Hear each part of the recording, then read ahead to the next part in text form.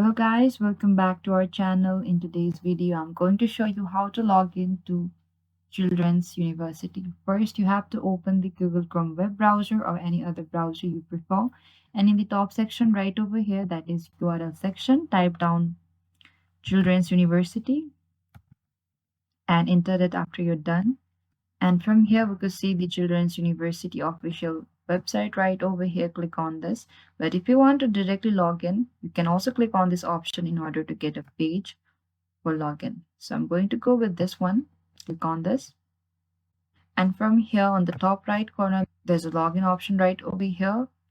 If you want to log in as child, you have this option. If you want to log in as staff, you have this option as well. But if you want to log in as a parent or guardian, you can click on this option. So I'm going to click on the first one that says login as a child.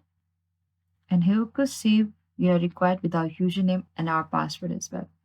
So type down your username and your password and click on this option that says login and you'll be successfully logged into your children's university.